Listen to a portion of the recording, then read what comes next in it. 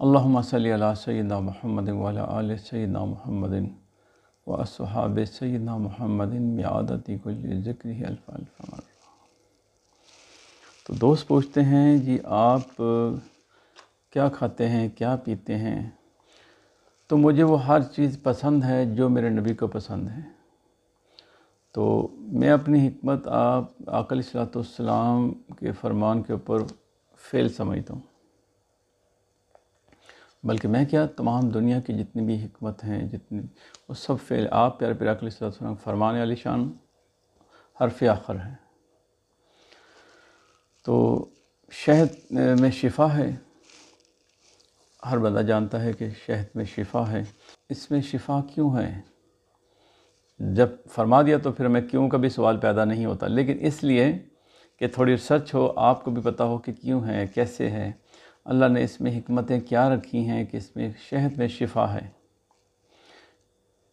और शहद में इसलिए शिफ़ा है कि एक वाक़या है, आप प्यारे प्यारे आका अलैहिस्सलाम तशरीफ़ फरमा कहीं जा रहे थे, तो रास्ते में खाने के लिए रुके, तो सहाबा इकराम ने जब खाना खोला तो खाने में रोटी थी लेकिन सालन नहीं था। तो एक शहद की मक्खी आप प्यारे प्यारे आका अलैहिस्सलाम के कान मुबारक के पास आके कुछ कहा, तो अल्लाह के नबी आका अलैहिस्सलाम ने फरमाया कि हज़रत अली रहमतुल्लाह को फरमाया कि आप इनके साथ जाएँ और जाके तो वो शहद ले आएँ। तो जब खाना तनावल फरमाया सब सहाबा नबी अकरम सल्लल्लाहु अलैहि वसल्लम, तो फिर वो शहद की मक्खी आके तो कुछ आप नबी करीम सल्लल्लाहु अलैहि वसल्लम के कुछ आके बिन बना रही है। तो सहाबा इकराम ने अर्ज़ की या रसूलल्लाह सल्लल्लाहु अलैहि वसल्लम कि ये मक्खी क्या कह रही है? आप प्यारे प्यारे आका अलैहि वसल्लम फरमाया कि ये मक्खी से मैंने सवाल किया था कि तुम तो तरह तरह के लेते हो, कड़वे भी होते हैं फूल, फीके भी होते हैं, मीठे भी होते हैं, तो फिर ये शहद मीठा कैसे बनता है? तो ये मक्खी वो बता रही है। तो हमें फिर दुरूद पाक पढ़ाया जाता है। जब हम दुरूद पाक पढ़ते हैं तो वो दुरूद पाक की बरकत से ये मीठा हो जाता है। सुभान अल्लाह, सुभान अल्लाह। अब जब एक मक्खी वो दुरूद पाक पढ़ेगी तो शीरी बन जाएगा उसका खाना, या उसके जो तलख चीज़ें हैं वो मीठी हो जाएंगी, और ना कि सिर्फ मीठी हो जाएंगी बल्कि उसमें शिफा रख दी जाएगी। कैसी बात है, प्यारी बात है कि और जो अशरफुल मखलूक़ात है जिसके लिए अल्लाह ताला का फरमान है कि ए ईमान वालो तुम भी दुरूद पाक पढ़ो, क्योंकि फ़रिश्ते भी पढ़ते और मैं भी पढ़ता हूँ। तो जब हम पढ़ेंगे तो हमारे कामों में शिफा नहीं होगी, हमारी अद्वियात में शिफा नहीं होगी, हमारे कामों में मिठास नहीं होगी, हमारी ज़ुबान में मिठास नहीं होगी, तो फिर तो हर काम मीठा हो जाएगा मीठे मुस्तफ़ा सल्लल्लाहु अलैहि वसल्लम के सदक़े से। तो जब शिफा होगी तो इंशाअल्लाह खैर और बरकत भी साथ साथ। तो हर काम के साथ साथ दुरूद व सलाम पढ़ते रहा करें, ज़िक्र इलाही ज़िक्र मुस्तफ़ा करते रहा करें, तो बड़ी खैर होगी, बड़ी बरकत होगी, बड़ी रहमत होगी, बड़ा फ़ज़ल होगा। तो शहद के बड़े फ़ायदे हैं, क्योंकि सबसे बड़ी बात तो कि इसमें शिफा है। अपने खानों में शहद का इस्तेमाल किया करें, जहाँ भी आप डाल सकते हैं। लेकिन इसका मैं एक बता देता हूँ कि ये इसका चेक करने का तरीका भी क्या है, कि इसको चेक कैसे करना है कि असल है या मीठा है या क्या है। ठीक है, तो अक्सर लोग जो शुगर पेशेंट है वो शहद इस्तेमाल करने के बजाय चीनी ना इस्तेमाल करते रहें, गुड़ का शीरा इस्तेमाल ना करते रहें। तो इसलिए मैं अर्ज़ कर देता हूँ, इसके 4 तरीके हैं चेक करने के। 1 चम्मच शहद का ले लें और 1 कप पानी में इसको हल कर लें।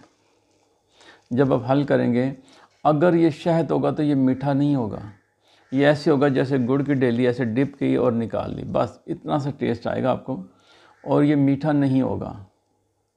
अगर ये मीठा हो जाता है तो फिर समझ लें कि ये शुगर है, गुड़ है, कुछ और जो भी कुछ भी समझ सकते हैं, फिर वो मीठा होगा तो फिर शहद नहीं होगा।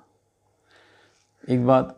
दूसरा तरीका इसका ये है कि आम अखबार का कागज़ ले लें, 1 कतरा उसके ऊपर लगाएं और उसको ऐसे मल दें।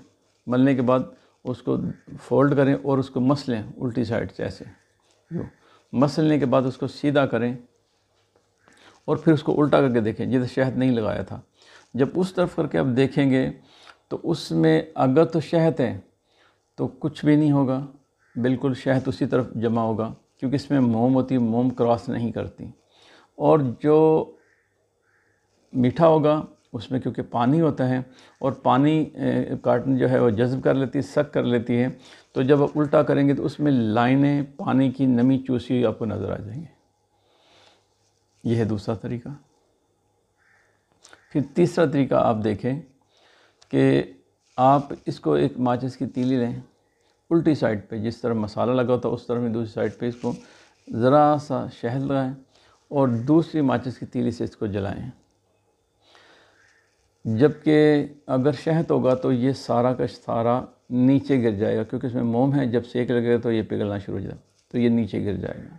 یہ قدرتی موم ہوتی ہے، اس کا کھانے کا فائدہ ہے، نقصان نہیں ہوتا، تو یہ نیچے گر جاتی ہے۔ تو اگر شہد نہیں ہوگا تو تھوڑا سا نیچے گرے گا، اور اس کے بعد وہ پکے گا، ابلے گا، ایسے ببلز بنیں گے، اور ببلز بننے کے بعد پھر آپ کو پتہ چینی کو بھی، کسی بھی چیز کو، جب سے پانی خشک ہوگا تو اس کو آگ لگ جائے گی، تو وہ جب تک آپ تیلی جلاتے رہیں گے وہ اس کو آگ بھی پکڑ لے گی۔ اور اگر شہد ہوگا تو سارا شہد نیچے گرے گا اور صرف تنکے کو آگ لگے گی۔ تو اس کو آپ نے ایسے الٹا کرنا،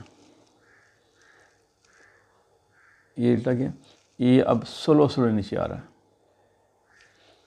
یہ بھی ایک طریقہ ہے، لیکن یہ طریقہ تو کچھ بھی ہو سکتا ہے، تھک بھی، میٹھا گاڑھا بھی ہو تو اس سے بھی ہو جائے، لیکن ایک عام سا طریقہ یہ بھی ہے، لیکن اس پہ اتنا بلیو نہیں کرتا میں۔ لیکن ایک یہ بھی طریقہ آپ کے سامنے ہے کہ اگر وہ پتلا ہوگا تو وہ پھر شہد نہیں ہے، اگر وہ گاڑھا ہے تو پھر وہ تقریباً شہد کے قریب ہے۔ اس کے بعد دوسرے طریقے آپ کو میں نے بتا دیے ہیں، وہ بھی آپ چیک کر سکتے ہیں۔ آپ کسی بھی طریقے سے شہد کو چیک کر سکتے ہیں۔ شہد کو دودھ میں ملا کے پی سکتے ہیں آپ، اس کو ٹھنڈے پانی میں ملا کے پی سکتے ہیں، اس کو آپ ویسے چمچ سے کھا سکتے ہیں، اس کو آنکھوں میں لگا سکتے ہیں، اس میں شفا ہے، اپنے کھانوں میں مکس کر سکتے ہیں۔ اگر آپ کو اللہ پاک کا عطا کیا ہوا شہد مل جاتا ہے تو بہترین ہے۔ تو حضرت ابراہیم علیہ السلام کی سنت مبارکہ کہ وہ دودھ میں ملا کے شہد پیتے تھے، اس میں بڑی شفا ہے، اور نبیوں کی غذا تو پھر سبحان اللہ۔ اللہ تعالیٰ میرا اور آپ کا حامی ناصر ہو۔ السلام علیکم ورحمۃ اللہ وبرکاتہ۔